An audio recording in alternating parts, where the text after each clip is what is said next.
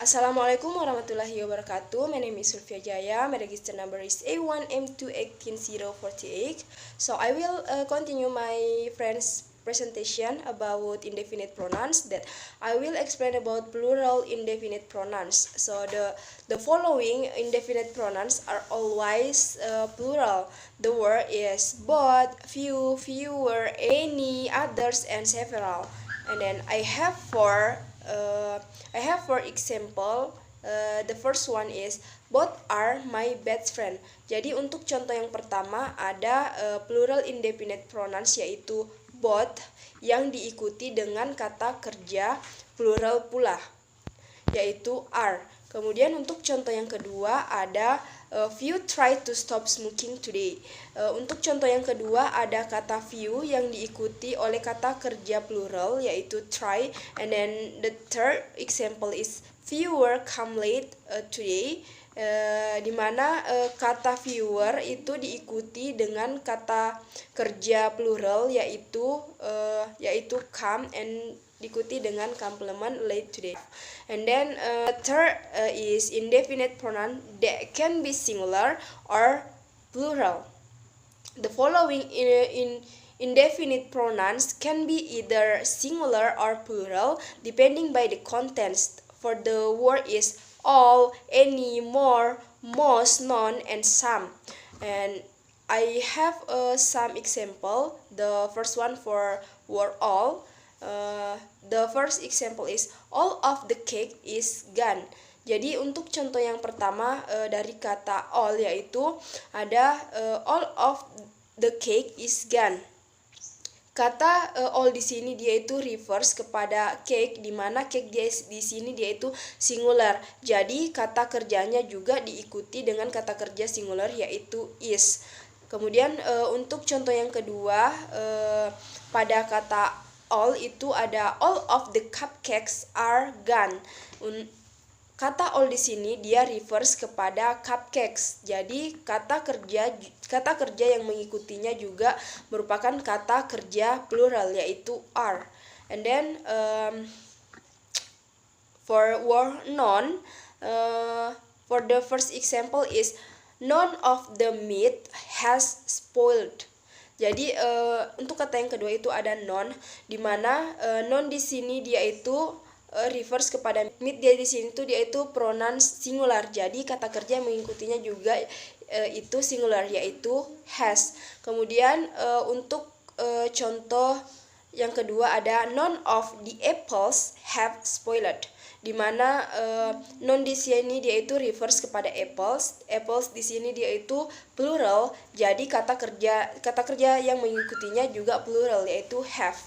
Kemudian untuk kata any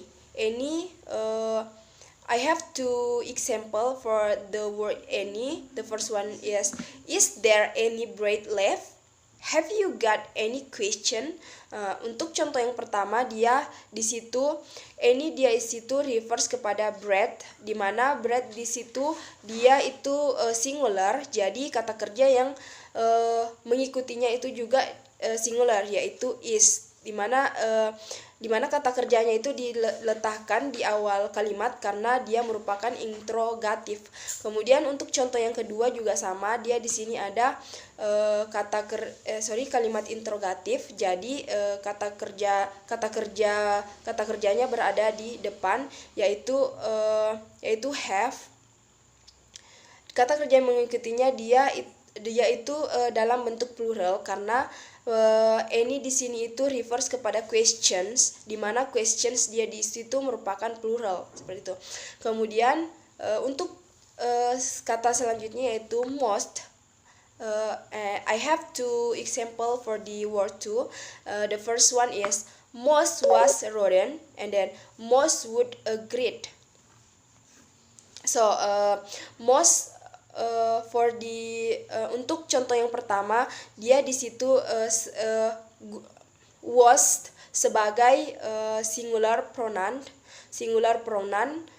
Kemudian untuk contoh yang kedua most di situ berfungsi sebagai plural pronoun yang diikuti dengan kata kerja plural yaitu would. Kemudian di dalam bahasa Inggris ada sekelompok kata ganti tak tentu atau indefinite pronoun yang dibentuk dengan pembilang atau distributif yang diawali dengan any, some, every, and no. Untuk every sendiri itu bisa digunakan dalam bentuk positif, negatif maupun interrogatif, yaitu ada everyone, everybody, everywhere, and everything. Kemudian untuk kata someone biasanya dia itu digunakan di dalam kalimat positif, yaitu ada someone, somebody, somewhere, and something. Kemudian untuk kata any yang biasanya digunakan pada part negatif maupun atau interrogatif, yaitu ada anyone, anybody, anywhere, anything. Kemudian yang terakhir ada no yang biasanya sebenarnya dia itu positif tetapi mengandung makna yang negatif, yaitu yang pertama ada no one, nobody, nowhere, and nothing.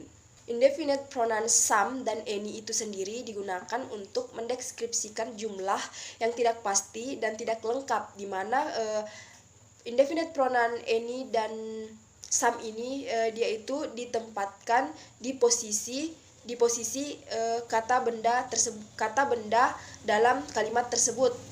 Contohnya seperti I would like to go to Paris in this summer, and then I would like to go to somewhere this summer.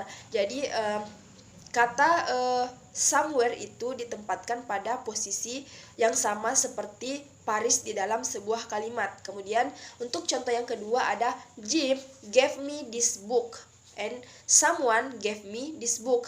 Jadi someone di sini juga ditempatkan pada posisi di mana posisi Jim berada di dalam sebuah kalimat. I think that's all from me. Thank you so much for attention and I'm sorry for my mistake. Wassalamualaikum warahmatullahi wabarakatuh.